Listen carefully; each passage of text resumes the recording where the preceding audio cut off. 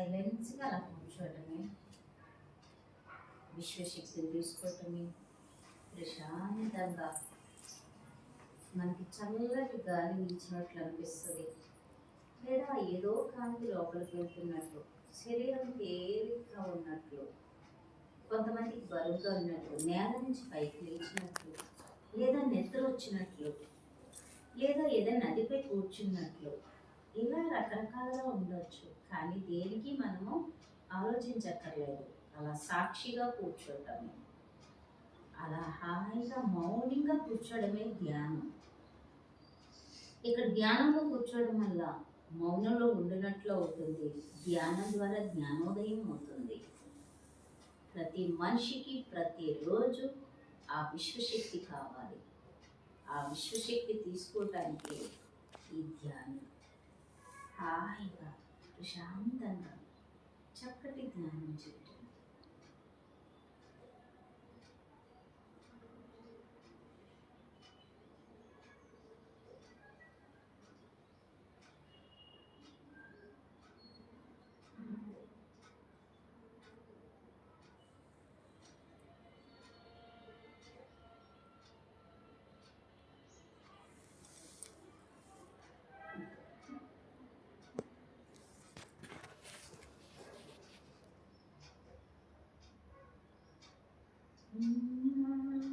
శాంభవి సుందరి శుభాంకరి, సుందరి శుభాంకరి అమ్మ శాంభవి.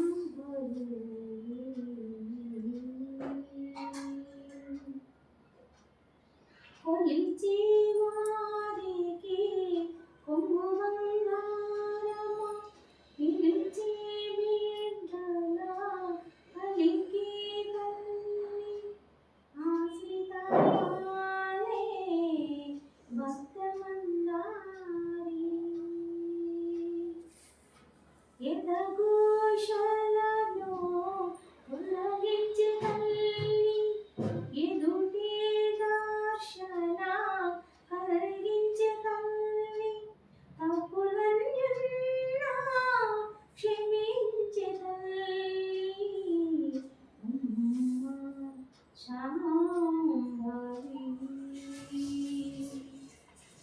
లక్ష్మీ నీవే, వాణి నీవే, గౌరీ నీవే, జగముల నీవే, జగదాంబికవై ఆశ్రిత పాలే భక్తమందారి శాంభవి.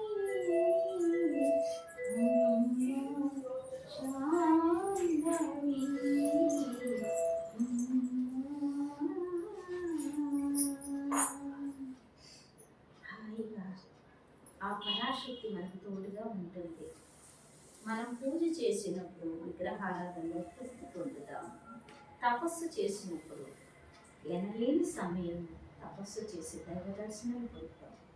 ధ్యానం చేసినప్పుడు ఇంకా దేవతలకి ప్రియబిడ్డలం అవుతాం. మనకి ఏ దైవం ఇష్టమో ఆ దైవ కటాక్షం పొందడానికి ధ్యానం ఉపయోగపడుతుంది. రోజువారీ సమయంలో కాస్త సమయాన్ని మన కోసం మనం నిర్ణయించుకుంటే ఇక్కడ అద్భుతంగా జీవించగలుగుతాము. ఆత్మశుద్ధి లేని ఆచారం మీద మన మనసుతో హ్యాపీగా బుద్ధి వికాసంతో ఆత్మోత్తరణతో జీవించగలుగుతాము. ప్రతిరోజు ఈ ధ్యానం మనకు కావాలి. ఎవరు ఎంత చేసినా ఎంత పుణ్యం చేసినా వాళ్ళ వరకు వెళ్తుంది. అందుకే ఎవరికి వాళ్ళే ఉద్ధరించుకోవాలి. ఆ ప్రకృతి శక్తిని తీసుకోవాలి. ఆ విశ్వంతో మమేకం అవ్వాలి. సకల చరాచర సృష్టికి విశ్వం నుంచి అందించబడుతుంది అంతా. అందుకే మనం ఆ సృష్టితో లయం అవ్వడానికి ధ్యానం ఒక మార్గం అవుతుంది.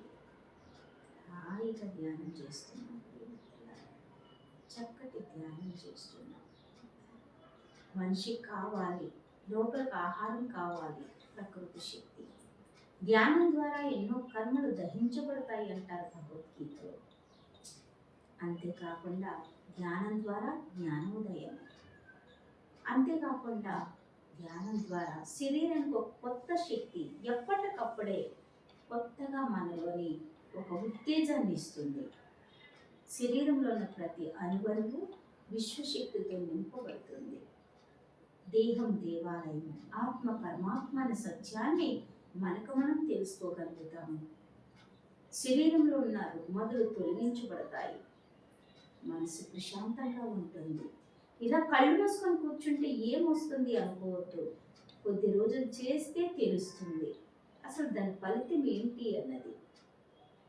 ఎలాంటి సమయంలోనైనా ప్రశాంతం ఉంటే శక్తి వస్తుంది, మనోధైర్యం వస్తుంది, మనలో చిత్తశుద్ధి మనకు తెలుస్తుంది.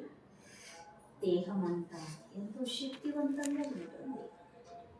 హాయిగా చక్కగా ప్రశాంతంగా ఉండగలుగుతాము. గతాన్ని వదిలి వర్తమానంలో జీవించగలుగుతాము. మనోవికాసం వస్తుంది. అన్ని అద్భుతాలు ధ్యానంలో ఉన్నాయి. ధ్యానం చేస్తుంటే ఒక అక్షయపాత్ర మన దగ్గర ఉన్నట్లు అనిపిస్తుంది. సమస్త భోగాలు అందరూ చూస్తూ ఉంటాయి. అలాంటి ధ్యానం మనం చేస్తున్నాం. హాయిగా, ఇష్టంగా, ప్రశాంతంగా చక్కటి ధ్యానం చేస్తున్నాం. రామ రామ రఘురామ రామ శ్రీరామ రామ రామ రామ రామ రఘురామ రామ శ్రీరామ రామ రామ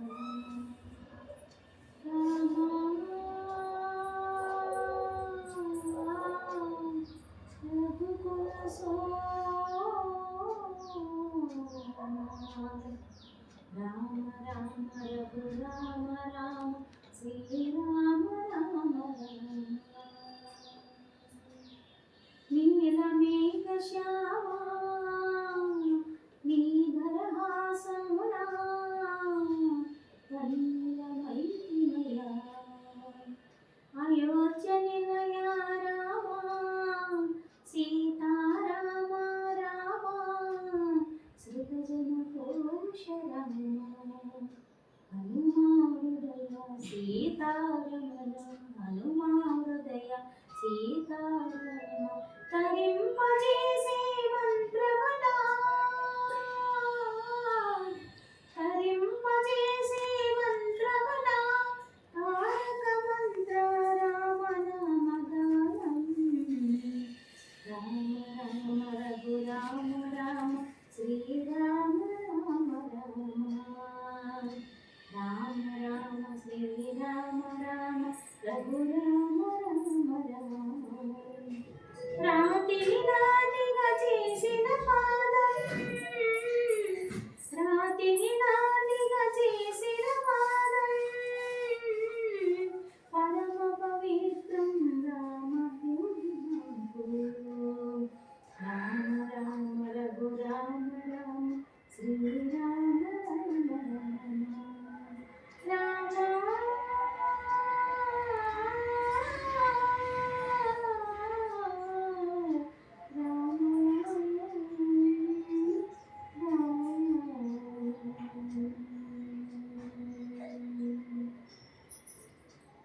రాముని యొక్క శరీరంలో ఉన్న ప్రతి అణువణువు ఒక దివ్య తేజస్సు. అందుకే ఆ పాద స్పర్శకి రాయిలో ఉన్న స్త్రీయత్వం వీలుతుంది. పుణ్యభూమి పొలకించే పాద స్పర్శ నిరంతరం మౌనంతో, సహనంతో, ధ్యానంతో ఉన్న దేహం ఎప్పుడు కూడా ఒక శక్తి క్షేత్రంగా మారిపోతుంది. ఆ పాద స్పర్శకి భూమి పులకిస్తుంది. ఆ కంటి చూపుకి ఎందరో తరిస్తారు. ఆ వాక్కు ఫలిస్తూ ఉంటుంది. అందుకే అమోఘము, అద్భుతము రామనామం అన్నారు. తారక మంత్రం తరింపజేస్తుంది అన్నారు. రామనామం ఎక్కడ ఉంటుందో హనుమ అక్కడ ఉంటారు. ధ్యానం ఎక్కడ ఉంటుందో అక్కడ హనుమ ఉంటారు. ఎందుకంటే రామోవతారం నుంచి ఇప్పటి వరకు చిరంజీవైన ధ్యానాంజనేయ స్వామి భూమి మీద నడయాడుతూ ఉన్నారు.